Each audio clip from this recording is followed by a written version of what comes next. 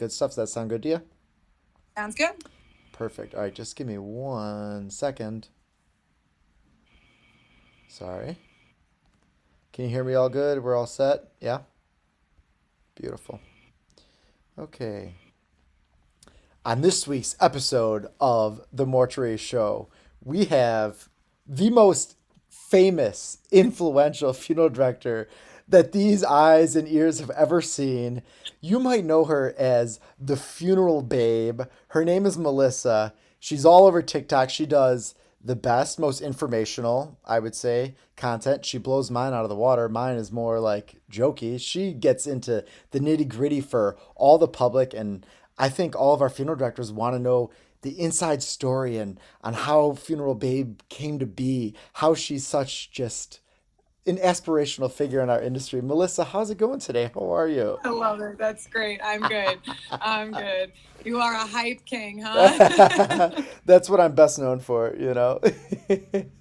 So Awesome. tell us a little bit, for anyone that doesn't really know you or watches all of your content. I mean, you could learn everything there is about you on TikTok, but tell us like how you became a funeral director. I believe you were a beautician that became a mortician, Yeah. if I'm not mistaken. So tell us a little bit about your career path, and we want to know kind of the inside scoop on how you got to where you are. All right. Well, I think that like all funeral directors, you would say it was a calling of some sort. It always For some is. reason, I don't know. Like since I was like 17, I was like, I want to be a funeral director. My mom was a hairdresser, so she kind of like pushed me in that vocational route. Nice. And I think it's great to have a trade. So I did. I did beauty school.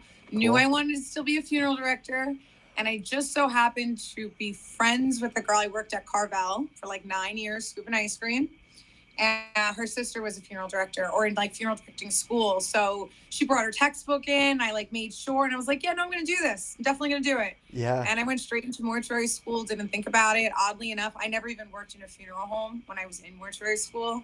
I Yeah. was waitressing, yep, cutting hair and scooping ice cream. And then As one does. graduated and right into the right as a funeral director, like boom. The natural process from scooping ice cream to scooping some other disgusting things off of an embalming table. So you always knew, like, so when you were going through beauty school and everything like that, was that part of kind of your plan to do it like that route? Absolutely. And I told like my teacher and everything, I Yeah. did very well in beauty school. Weirdly enough, I was valedictorian. I mean, look at you. How Um, couldn't you have done well? I don't know why. I just did really well. And everyone was like, she's going to go off and be like a hairdresser. And I was like, no, I'm going to be a funeral director. Yeah. And when I saw my teacher recently in like the supermarket, I was like, I'm a mortician. I've done it. I've made it. The journey that everyone aspires. Exactly. I think it's cool that you went that route, and I think a lot of people would benefit from the knowledge and the experience that you gained through beauty school because there's so much crossover, and I'm sure you learned a lot of things that kind of are applicable to your everyday life and just in general.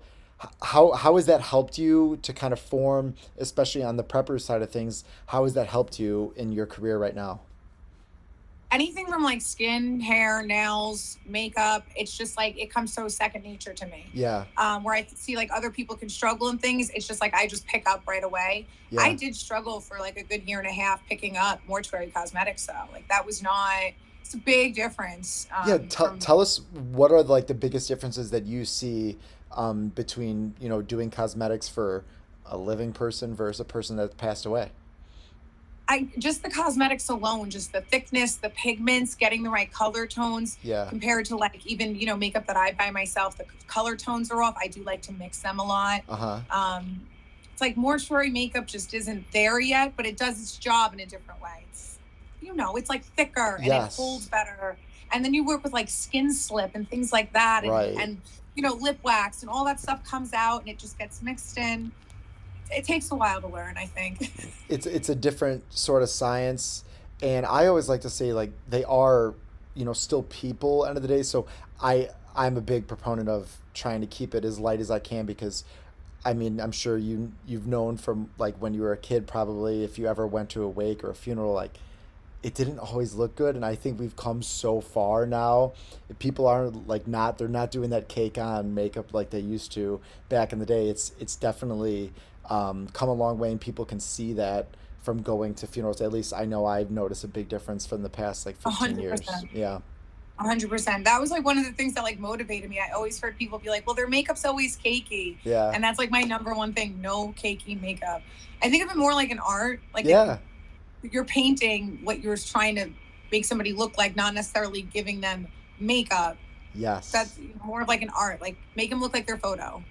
Right, it's like that restoration, so it's trying to, I mean, it always helps when you have that photo. It makes a big difference where you can see, okay, this is kind of where they were, this was their pigmentation and everything, and it makes a big difference, especially if you have kind of a higher quality uh, looking photo. Now it makes a huge influence in the prep room, and even during the embalming process. Do you use that at all as far as what you're mixing for fluids and things too, or are you more trying to do that after the fact? Probably after the Yeah. fact.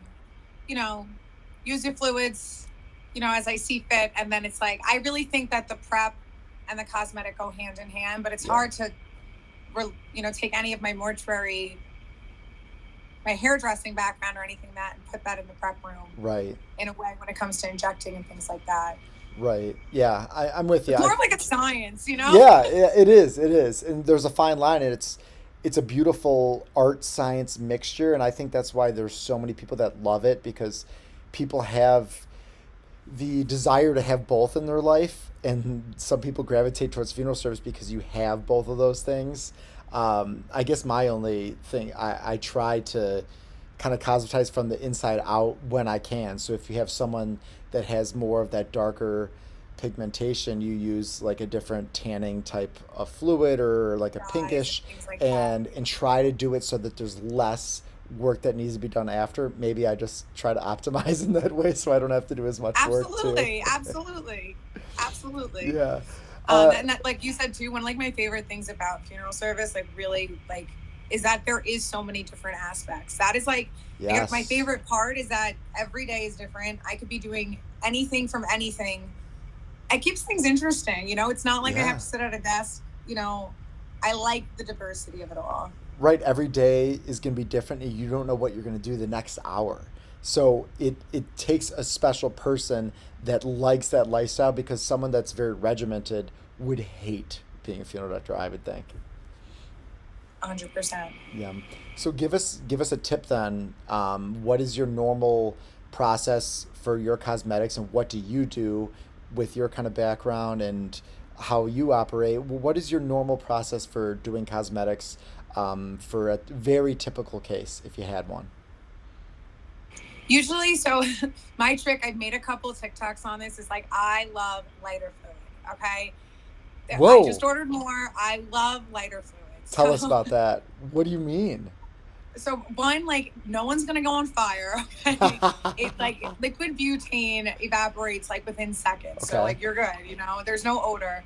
But if you mix it with makeup, like, I cut my brushes like with lighter fluid and use that to really opaque the makeup to set like a tone. And that's usually how I start. Unless like there's bad skin coloring where I really have to go in and do something different. I Right. always start opaquing. And then I like to put a lot of red. I mean, in my Caucasian cases, a lot of red Yeah. because naturally The that's what we have. capillaries, it's gone. Right. Yeah. Ooh. Okay. That's an You didn't interesting. do the lighter fluid trick? No, I always use the dry wash or the acetone or whatever, and I never did the lighter fluid. It's a Dry little bit wash cheaper. stinks though. Dry wash smells so I bad. know, I know. Purell works too to get the makeup off of the hair. Okay, okay. I don't know. I always have hand sanitizer on the chapel, so I'm always just squirting it on tissues.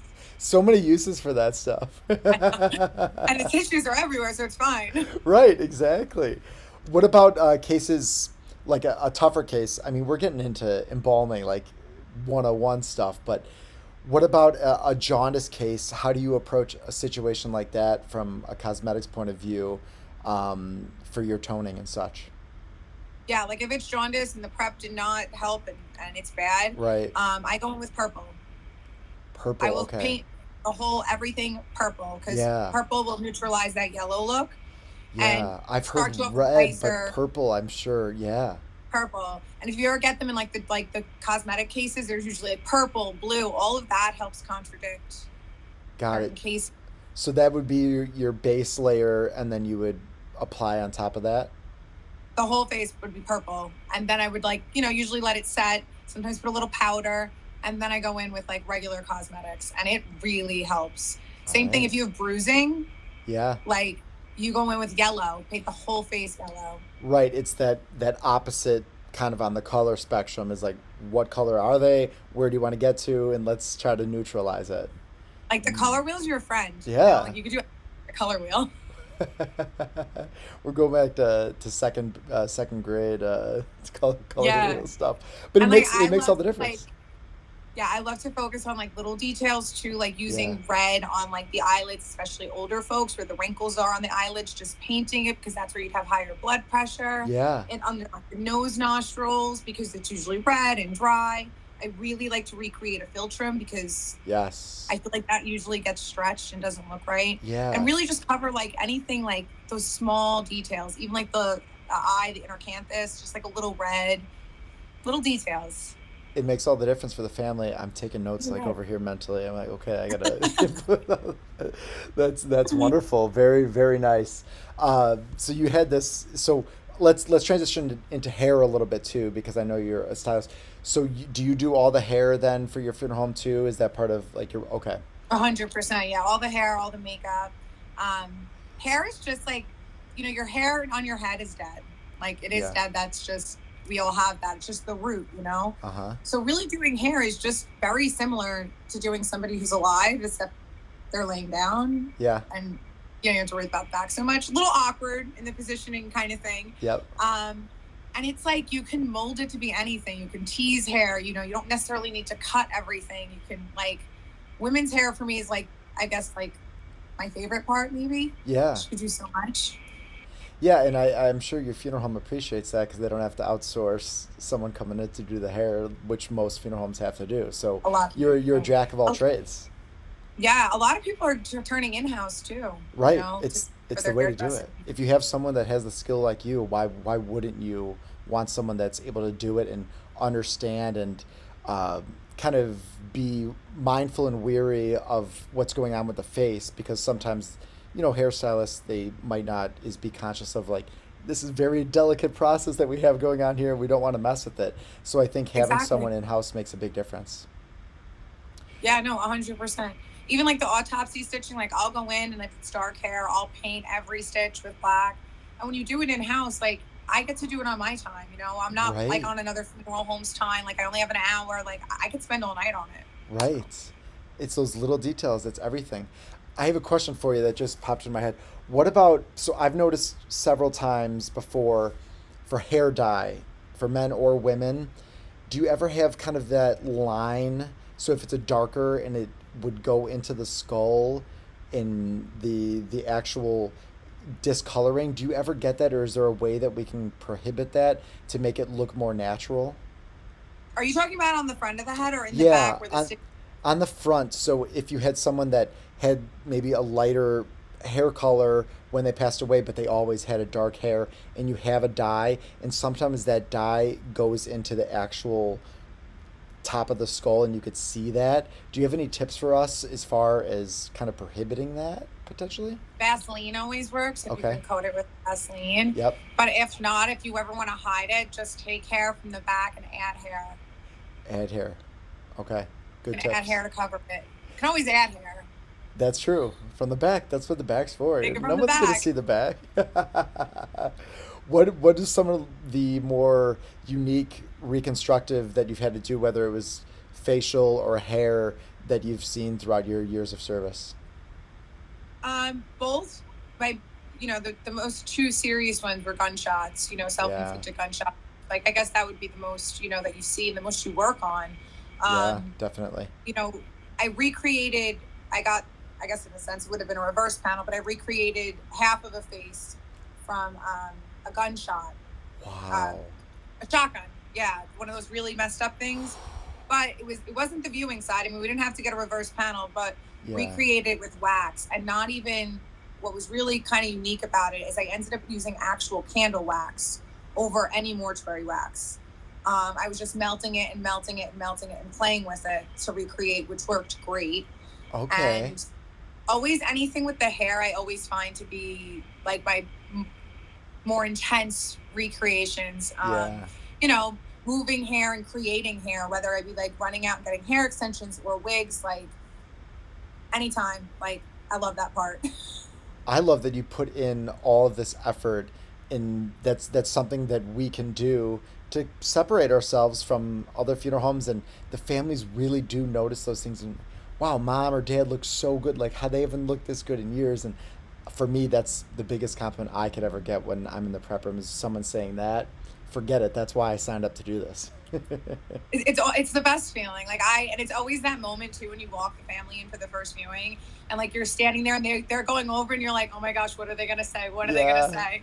Yeah. Sometimes they're like, oh my god, it looks nothing like them, and you're like, oh And then you just go into the corner and you no, cry the rest of the day. terrible day. And then like the days where they swore they were gonna make it a closed casket, and they were like, you want to keep it open? I go Oh. out after. I'm like, who's getting drinks? We're partying now. Everything's on me. My day has been made. Yeah, like you can't beat that. That's a good day in funeral service. It really is. What's your favorite part about funeral service? I know you do prep room and you do, front of the store things too, meeting with families and going on funerals and removals. Tell us what your favorite part is.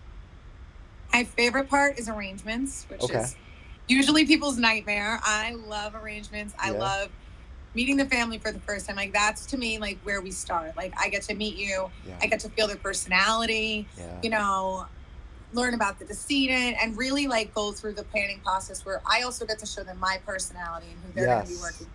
Make them feel comfortable. I'm like, call me, text me, page me. I'll be there, whatever you need. Page me. So I like that interaction. Yeah, like watching people go from strangers to, even at the end of the funeral being like your family now. Like, that means so much to me. Right, and And when you get the hugs and people, they feel that connection.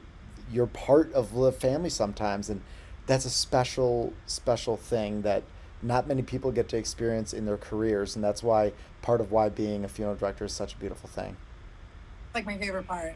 It is. And like, I hate removals. That's my worst. That's like, I hate making I removals. know you do. That you have a fantastic video, and you're pretty much pretending to be on a house call, and you're in a backyard. Do you know the one I'm talking about? And Yep. you're going through, and it's a sunny day. I'm like, oh my gosh, like Melissa's filming this. She's like actually going on a removal in a yard. I'm like, there's no way, there's no way. And then you drop the camera. I'm like, this is crazy. What's going on? And then it was just like, was it a dead rodent or something in your yard? I don't know if it was like I a rabbit, but like, I my mom cracked was up. to come here and get this. I was like, I'm not doing that. Like, I don't care what I do for a living. I'm not doing that. I was sweating. But like, in real life, like, removals to me, like, I get in the car and I get so nervous now. Unless I'm going on like a call with somebody else, which hospitals, nursing homes, hospice facilities, I go alone. Yeah, I get so nervous because I don't know if I'm gonna be able to pick them up. right. You don't know what Like, you're getting that's why I get, into. and I start stressing out. And then, like, if I do pick somebody up and they're like, I didn't know they were 400 pounds or Right, 300 pounds, security will help me. And then I'm usually in the car, like, crying, calling someone, can you please meet me at the funeral? right. It, I always love the hospitals that'll give you the heads up. They just say, just so you know, so and so was a little bit heavier. And I'm like, thank you so much for telling me. I know exactly what you mean. I'm bringing two. Yeah. I wish they told me. Yeah. I It remember one doesn't time I happen showed often. up and I had, like, this guy who's like 400 pounds, and the security guard's like, they sent you? I was like, this is not good. It took four of us to get him in the car. Whoa. Oh, it's just, well, you're thankful that people are willing to help, because when you see someone struggling in a situation, it's only natural for most good-hearted people to help. I remember a situation that I was in. I was going from a hospital, and I had to park the van on the top of this tall ramp, and it went all the way down, but there were, I don't know, trucks down there doing deliveries. You know how the removals are. and it was a larger person. And I was like, I have to go up this ramp, but then someone parked in front of where the ramp was, so I had to go on an angle up. Does that make sense? So Yeah. I'm like holding this person by the side, trying to push, and I'm like the person was like tilting, and I was like, oh my gosh, they're gonna flip. And some guy, guy that was working construction, they're sprinting over. I was like, I gotcha, and helped me. I was freaking out. I've never like. I was like, I don't want to drop anyone ever, ever, ever. But it's Yeah. good to see when people will step up to the plate when you see someone that's in a situation that needs help. I love hearing those type of stories. Yeah, they always come. And it's nice sometimes too. I do get a lot of help. People always want to offer me help. So I'm just like, I'll take it, Yeah, stay going together. absolutely. Absolutely. You have to. So tell us a little bit about the funeral home that you're at. You're at a small firm, I think, and how do you Family owned like and operated. family owned? That's beautiful. And how do you Yeah. like being at a small funeral home, and what is it like on your day to day basis? All right. Crazy, I'm sure. I love being in a family owned funeral home as much as, I also don't like it. I love it and I hate it. It's a love hate relationship. Yeah. I would never leave. You know what I mean? I would like family owned. I love it. Um, it's enough to do all the work in the house, so everything gets done in house, everything's Nice. done by you, um, and very personal. So that's like my favorite part, really being involved from first call to the end. But being family owned and operated, we don't have the resources like these big facilities do, or multiple funeral homes where you have multiple staff that can go from location to location. Right. um, so you work 24/7, 365. It's like a Yeah. true, old school undertaking, Yeah. how they preach it in the schools. That's how I do it. And I love it. But again, it gets hard. It does. Vacations are hard, Yeah. going out to dinner can be hard. Yeah. I don't have a schedule. So, but I do Yeah. love that. Like you're so involved in every operation of it. So Yeah. I just consider like part of my lifestyle. Like I just kind of get up, and if there's funerals, I have to be there. If someone dies, I have to be there. And if it's quiet, like I go into the office, I do some work, catch up Right. on things, Make some enjoy my time at TikToks. home. But it is true that you're able to be there every step of the way for a family. So that's something that smaller funeral homes are able to do that larger ones aren't. So maybe that's why a lot of families still gravitate towards the smaller family owned, is because they want someone that's going to be with them there every step of the way. And it's a personal touch that you can offer. And when you have someone like you that has such a good heart and a good personality and in it for the right reasons, it makes all the difference in the lives of the people that are going through tough times. Yeah. And it's crazy too because, most people, they don't even know what they're experiencing or what they miss when they have other types of, like they don't know Yeah, what they're missing. They never had it. Or right, they expect that because I gave that, but they don't know that that's not how things are in other places. right.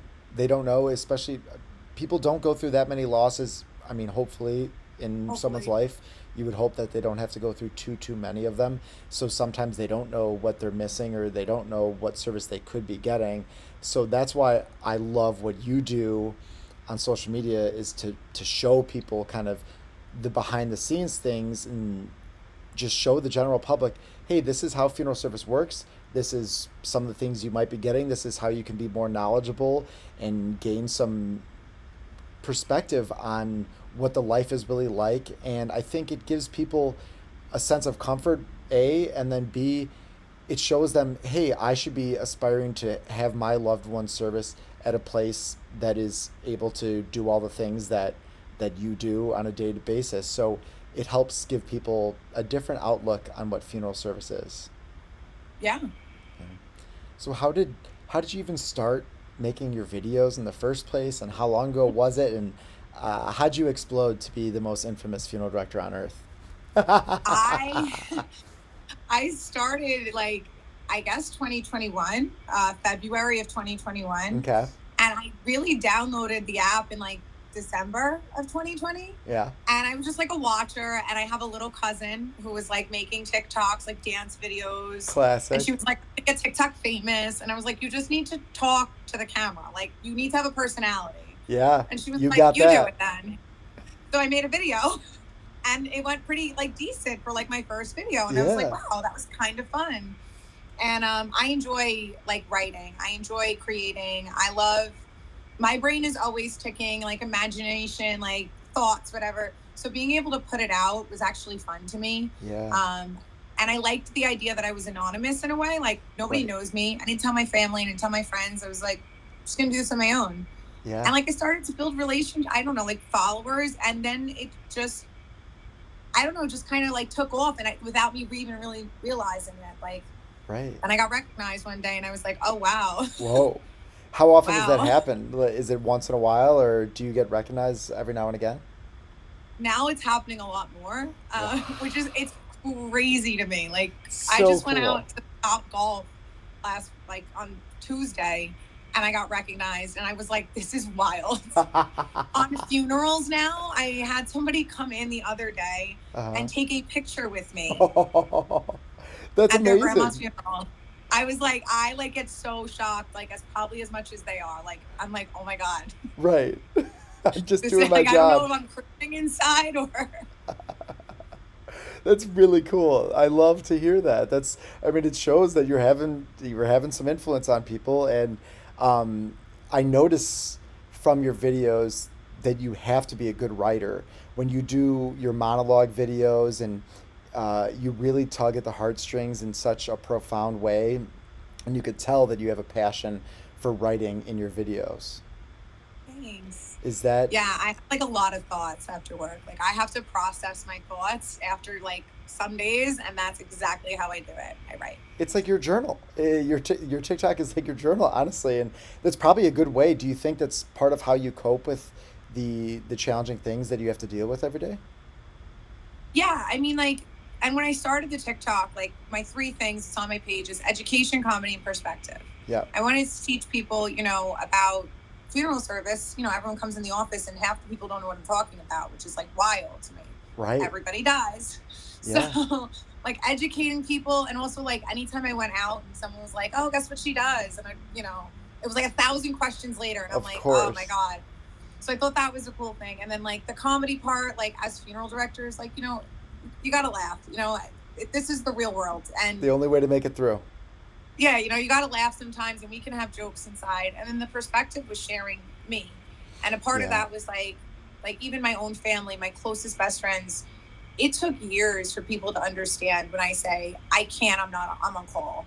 Or, Right. I gotta go, I won't be there, or I'll be there. Like it just took years for people to understand, like, I just can't take off of work to go to a baby shower. It's not If I could be easy. there, I'll be there.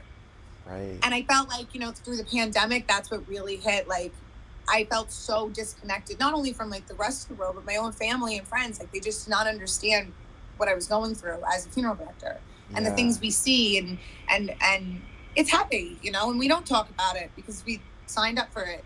So with my perspective, I want people to see, like, I'm just a normal person too. Like, I like to do everything else like everybody else Yeah. does, just have a unique job, and I love to share that perspective so people understand me. And it's like, you get it, and you can help understand funeral directors. Or, I mean, I'm wild, but Who is you have to be a funeral director. right. Do you notice that it's made a difference in your relationships, like with your family and your friends, now that they have a better understanding of what you do when they watch your videos? 100%, a Yeah. 100, huge difference. And like my cousin, she's like my biggest fan, and like she'll watch my videos after, and she'll talk to me about them. And like like I said, I'm like, you're really getting a full education. Like I love that she knows, and she can help other people when her friends go through things, which is awesome. Yes, it makes you more prepared for a loss because in our society, I don't think people talk about death as much as we really should, and that's something that we're both trying to curb, I would say. And when you watch these videos, you're able to better understand and better process what you're going through, and it's less um, mystical than I think it used to be because people can understand what we are doing behind the scenes, where the value is, and what we bring to the table every day, and how hard we really, really do work. I think we are the hardest working, like, nicest, like, I always try to say too, like, I speak for the general of funeral directing. I know not everyone's great, all right, like, but Yeah, like the people that I know, and they're good people. Like I cannot even, no like, when I doubt. say good people, The It's nicest people I know, so yeah, real, like, down to earth, you have to or be. they're like burnt out and mean. So Right, yeah. Or you've been doing it for 20 years and you're like, I can't take this anymore. they missed the exit when they should have. Like they should have been out. What was maybe your first video that ever really popped off and you're like, whoa, this is kind of crazy. Like, what is going on? Because I remember that for us, when we had one video that went kind of crazy, it was like, what is going on and why are people watching this? The first one that ever went was I had a friend. He asked me I love to paint, very crafty. He asked me if I would paint the elevator at his funeral home, like, paint the ceiling. He wanted to do clouds. Hmm. So I did. I painted the lift ceiling with clouds, and I made a TikTok, and it was that song, Going Up to the Spirit in the Sky. Yep. And I don't know, it was like 600,000 views and like so short. And I was like, that's crazy. It's unbelievable. Have you noticed? This is more niche for people that actually watch TikTok, but have you noticed a large change in the past 6 months? As far, it seems like longer content of people trying to get more in depth with knowledge. And I feel like back when TikTok first came about, it was more short, quick clips, and now it's more transitioning into a YouTube style format. Have you noticed that difference, or is that just me making it up? No, no, 100%. Even me, I've been testing my own boundaries. Like I've made videos like recently that are 8, 7 minutes long, Yeah, yeah. and you can see the analytics. People are watching them.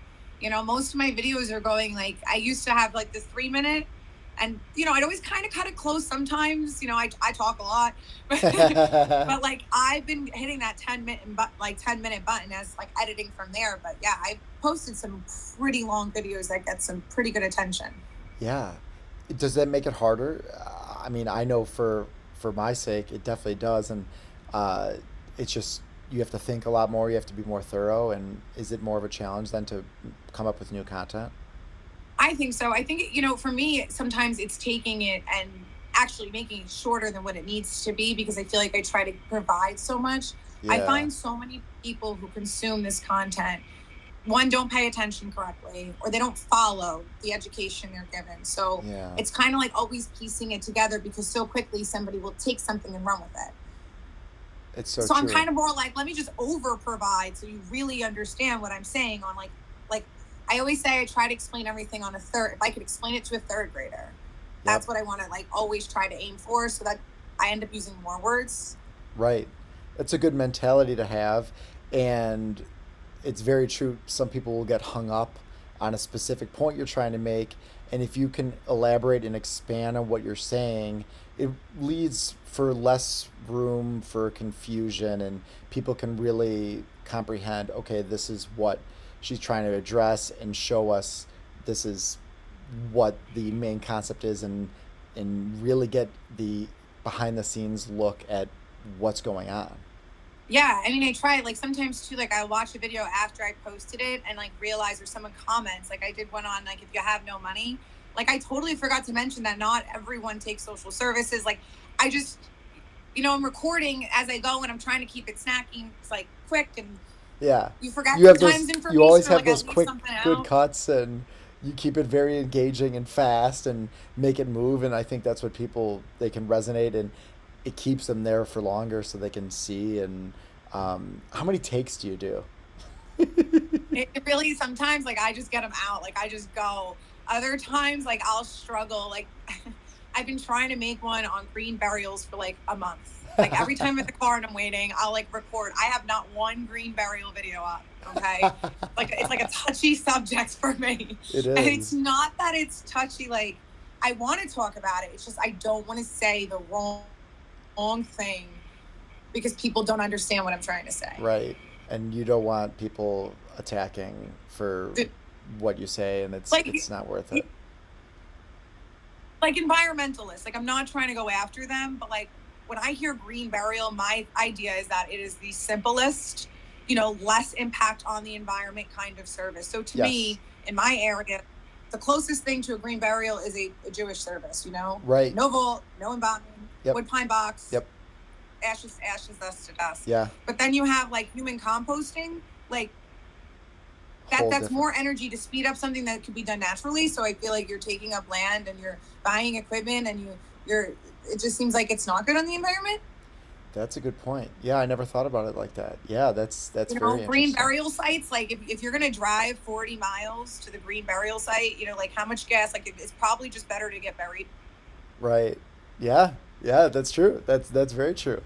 Uh, Not that I'm against any of it. I'm no, all of for it. course For not. whatever you want to do. Yeah, that's what we're here to do. It's like whatever you want, I will make happen for you, and that's part of what we need to do as funeral directors is just Yeah, go with the flow. You have to be go with the you flow. have to. Like, you get a salt urn. It's a natural urn. It's like, yeah, but it's getting shipped in a cardboard box in plastic. It was manufactured in some place, but you're going to get the green urn. Okay. But I Uh, support it. Like, sure, I'll order yeah, it. I'll Don't do stop. whatever you want. That's it. I'll do whatever you want as long as you're taking care of us. I'll take care of you, and everyone will be happy. Yeah. And I think that's one of the big things for like the general public. Like, I feel like people constantly comment, like, well, I'm going to get cremated. It's like, okay, Go I'm for it. cool with that. Like, Yeah, I'm not I anti support anything. you. I Right. Yeah, that's feel like everyone thinks that I'm trying to push some kind of like people think that funeral directors are trying to push caskets and push yes. these things. And it's like, we just want you to do what you want to do. Right. And our job is to give you options and you choose what you'd like and we try to be exemplary in how we carry out the service and what we do for you. Yeah. Give us a story. I want to hear for our funeral directors more behind the scenes, maybe one of the more unique experiences you've had or a crazy story that would really kind of hit home with our funeral director audience. I like when you say crazy, we got to narrow this down. Let's talk crazy case or crazy removal, prep room style. Yeah. Um, I mean, I don't know. My versions of crazies can be a lot different. Removals, like, okay, this was last week. Okay, well To me, there you this is, go. I don't know. I get this guy. We don't, in New York, we have to be, you have to be a funeral director to go on a removal. That's Right, like New York law. So I'm two calling person. everybody near me and like my second man, what? What about two person? So does it have to be one licensed funeral director? If let's say it's a house call and so you have to have one. Okay, it's the same here in Illinois. One Okay. like, yep. So Mm-hmm. I can go with anybody per se. And I had one in the house, and I'm calling everybody, all my pallbearers. That's who I call. These guys are like Yeah. pushing 75, 80. All right. They ain't young. They ain't young. Nobody's answering. And I got this guy who literally just started at the funeral home last week. Okay. And I was like, all right, you can come. Anyway, we get to the house. Everything, I don't even have a reed stretcher. It's embarrassing. I have a 2-man that's like horrible. And I had my regular stretcher. Okay. And we had to stand the stretcher up through the house, the whole house. Everything was so narrow and tight, huge flight of stairs. And Oh, she was, dead on the toilet naked. And tough. just this guy comes in and he's brand new. I have the police there, and he's freaking out. Freaking out. And like he's my muscle, Remember, Right. I'm I a little need you. person. I'm dying. Like I could you're guide you supposed to be down the doing that stairs, before. but I need you to get me up. And these cops were looking at me like we ain't going near it, Oh no. And that was just like I don't know, to me, like just silly situations. How did I get here? Yeah. I had one during the pandemic that was a shipper, an international shipper. Okay. And when we got the call, everything just went crazy because it was the pandemic. So everything was like on standstill. Yeah. So he ended up being embalmed. And then he ended up going for an autopsy. Afterward. Embalmed. Okay. Autopsy. Back to me. And we had to get him on a flight internationally. But like everything was closed. So we ended up keeping him for 2 months. And Jeez. take him in. Now it's like time to like box him. He's going to the airport. He's out of here. I opened the stretcher and I just one look at his foot. And I was just like, I should have been a teacher. How did I get here? I was like freaking out. I can't do this. Was it brutal? What just it Just went it was bad? just so long between like the autopsy, between like being in Yeah. like he was embalmed and then he was autopsied. Like how do you? What can I you don't do? know who was gonna fix that, but Right. refrigeration can only do so much. There was just it was far gone. It was a lot of decomp. You Man. know, it was just a really bad case. Oh, Uh, that's never fun. I had this was a couple of years ago, and we had a ship out, and totally normal case. Thought everything was fine, no big deal. Person looked perfect. Goes to the airport, or one of our staff brings the gentleman to the airport, and it gets flagged by the airline. And they call me, and they're like, "Hey, Michael, the the staff at the airline is saying it's getting flagged because there's high levels of chemical or something, and it's all in his head." And I was like, "What do you mean?" It was like, "What do you?" There's like the X-ray showed up, and they think something is suspicious is going on, and I'm like, "I don't like. What do you want me to do?" Like, this person has been embalmed, they've been aspirated. What on earth can I do? So they said we're not accepting this body, and I'm like, okay, so bring him back, I guess, and I'll reaspirate. I don't know what else can I do. So I reaspirate. They send back, and they said there's still it's glaring. The X-ray's bright, and I was like, well, the person's embalmed. Like they're loaded with chemicals. Like that's what you want. They're preserved. Like there's nothing else going on. You could look at the person yourself. Like I don't know what else can I do. Turned into a big thing. Had it ended up calling the airline. Had I think I had to go there actually in person. I was like, I'm the embalmer. Like this is a totally normal situation. Ended up they accepted the body. We had to take the next flight. They missed the first flight.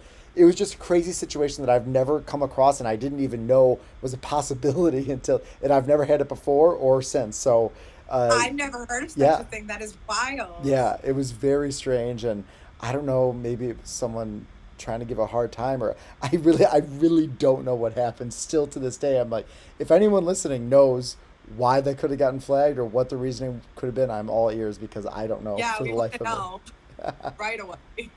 Right away. So tell us Um, tell us one story about a family that you had to serve. Actually, maybe for someone that hasn't listened to one of your more recent TikToks, you had a crazy coincidental situation with some prayer cards, and I know some people would love to like, yeah, it's eerie and spooky, and I want to hear it, off the cuff. That story for anyone that hasn't seen the video. You just listen to this and then go watch the video because it's wild. it was honestly the craziest thing that ever I, happened to I, me. I still, I can't, I'll let you tell, but I can't believe it. This is a Like good teaser. I should put this I at the feel like a beginning. crazy person. Yeah. Like I really think I'm stuck in I starting to believe that like we're in different timelines and we're jumping. Like I cannot. There's no rhyme or reason to Give this. us the story. I had a direct cremation family. They direct cremation and ordered 50 prayer cards. It was like those custom ones with like they're not. They had the cut out sides, Got it. so they Okay. weren't perfect squares. You Because know, you they were kept, really specific. yeah, you kept saying And custom, and I was like, okay, what does she mean? And it was like, now I get it. Okay. Yeah. yeah, not like the normal cards that we print there. Like I had Right. ordered them from a company. They put a custom prayer quote on it. And Yeah. even when they pick the prayer cards, and like they don't know what it's going to look like. We could No. change the fonts. They don't know my ad's going to be on it. Like whatever. Got them. I held on to them for 2 months in a bag, 50 of them. I knew there were 50 of them. She picked them up on a Friday with the cremated remains. And I was like, oh, you're going to, where's your service? Where are you going? She was like, we don't know yet, but we're going to do something on Sunday. There's only like 12 of us or whatever, 15 of us. So Yeah. we'll figure it out. It's like, have a good time. And then on Monday, I got an urgent call from answering service saying that from like a restaurant asking why I mailed them prayer cards. I was like, whatever. Call her back thinking like some other family maybe did like Their own I don't know. thing. I didn't know what the association was. Yeah. And I was like, what was the decedent's name? And she said Aunt Ida, which is picked up the Yeah. cards. And I was like, no, gave her those cards on Friday. Right. So this woman and me are going back and forth, like, no way. Like, she's like, no, like someone mailed them. And the daughter ended up calling me, like grilling me, like, why did I mail them to the restaurant? How did I know the restaurant? So I explained to her that I didn't, and there was no return address, nothing. And she went and picked up the prayer cards. I'm thinking they had to be different. They were identical. What the Arrived the next day. F? Like nothing even makes sense. No one could have even mailed it from a Sunday to a Monday. Overnight mailing it. I got that call at like 10:15 in the morning. They had dinner there on Sunday. She didn't get the prayer cards till Friday. And I called the company and there's only record of 50. And they know that if I reordered it, they would have sent it to me, not a restaurant. Right, they always send it to the funeral home. They don't send it directly there. And they Holy have a pull, crap. like a pull system. Like when they get a new order, like my record would have been pulled and it was never pulled, so they would have never been able to reprint it. It's impossible. I mean, that is the most bizarre. I, I don't know. I don't even know what to say to it. And like people that I work, like my colleagues that What? are in the Yeah, area, what did they say? Yeah. called me up and they're like, because they know the name of the company, they know like their hours. That company closes like over the weekend. They're not like, you cannot get a delivery out. They close Friday, like last order in or last orders out by 12. She picked them up at 4. What the Even like the prayer F? card company was like freaking out. Like when I showed a clip on the TikTok, but I hung up and I told her the story and she was like flipping out. She was like, how is that? And like over now, this woman has like 67 prayer cards or something in her possession. Oh my gosh. I mean, And we still text, like she keeps texting, like, did you find anything? I told her, I'm like, ask any of your family members. Did someone do right? something? Holy crap. That's like The only, scary I know, the only thing almost. I think of is the zip code because there was no return address, but Right, the zip yes. code that came on that package Was it is a town that, 66666? no, but it's a town that I sometimes drive through on my way home from work. So I'm literally like, the only thing I could think is possible, like in another timeline, I mailed them to a restaurant and I stopped at this post office on my way home from work. I don't know. I don't know why that post, like zip code, it has nothing to do with her, me, the restaurant, nothing. Just a random zip code that I sometimes drive through on my way home. My jaw is dropped. Can't make it up. You can't. What on earth? There's no explanation. There is zero explanation for it. Nope. Jeez, I I don't tried, even know like, what I to say. directors trying to figure out how, what company, how to look it up, nothing. What the heck? I don't know. That's it's crazy. I mean, you have to think there's some spiritual connection somehow. Like what else? I don't. You try to bring logic to the situation. It's like how can you? It's wild. Goodness. It is. It How, is. how are you dealing with it? I'm trying to let it go, honestly, like Yeah. a little bit because like I was obsessing, like I mean obsessing over it. Kept retracing steps, like going through the office and looking through files. Like I'm like, because I am somebody who like I don't let things go, and like I know everything has an explanation. Okay, there's a Right. reason for everything. Right. This one I wasn't supposed to know, apparently. No, I guess not. It was a little secret in their family that I think someone from above is playing some influence. I don't know. It's unbelievable. That is one of the Right? craziest stories I've ever heard. Craziest story for me. I did make a TikTok on it, but I had recently. I did a funeral for a very young man, very sad. Yeah. Um, he was like in his 30s. I became, very close with the family as we were Yeah. working together. And as he was like going through the process of going on life support and all that stuff, the family was calling me, like it could be now, like they're going to move him here. And we were really staying on top of things. Uh-huh. And I would keep getting off the phone saying, I'm praying for you. I'm praying for you. Yeah. And then it was like a Sunday morning. I wake up and one of my friends called me and they were like, listen, like, you got to start praying. Our friend's son, he's going in, he got called for a heart. He's 12 years old. He had born with a bad heart. He's been on the donor list. They were like, he's getting transported to the hospital now, Jeez. I was like, okay, like, keeping in my prayers, like all good faith. And then like a few hours go by and I got the call from the family of my donor. He passed away. He was transported to the same hospital that my friend's son got his heart. So I ended up doing the funeral for the man who donated his heart, his organs, his heart to my best friend's son. I have the chills. Crazy. Whoa. And we didn't know at first. We weren't sure. Like, I mean, Oh my gosh, I want to cry. They were Wow. transported into different hospitals. It was a neat thing. And then they did release the name. It was like 6 weeks later, and it was the same name. Oh my gosh, that's beautiful. Right? That is amazing. And how is the little guy doing? Is he Great, okay? great. So Wow. he's That's young and awesome. amazing story. That Like, is and really cool. to this day, like that family and me, we became very close. They touched my heart in ways that, like, You can't what a even gift. explain. It really And is. like, I don't know, not that I'm not against organ donation. It's the most beautiful thing I've ever seen. But like when you're going through that process as a funeral director and the It's brutal. family's calling you and it's like, Yeah. they're gonna take his eyes, they're gonna take his skin, and you're just like, oh my gosh, Everything. all this stuff, and you're And freaking like out. this work that And I like have to just the do. beauty of everything and how it all went was just It amazing. it goes full circle. That's how wonderful. That's really beautiful. And so specific to like me, like it could Yeah. have been a funeral It could have been director, it could have anyone. been Could have been anyone, and it was you. Well, Melissa, this has been so much fun just getting to talk so to much. you and to get a little bit behind the scenes of what you do every day. And we love what you're doing out there, and I think you're making a big difference in not only funeral directors' lives, but like actual families' lives. And you can see the process and your thought process of what you're trying to do out there. And I think it's a great thing. And I think a lot of people benefit from you. So we appreciate everything that you do and just taking the time to talk to us. It's been so much fun. Thank you. I appreciate you. Sorry I talked a lot. Spoke a No, lot. no, I'm usually the one blathering, so it's good. Took that away easy. It's been awesome. I hope to do it again. I love your content. Oh, thank you, thank you. That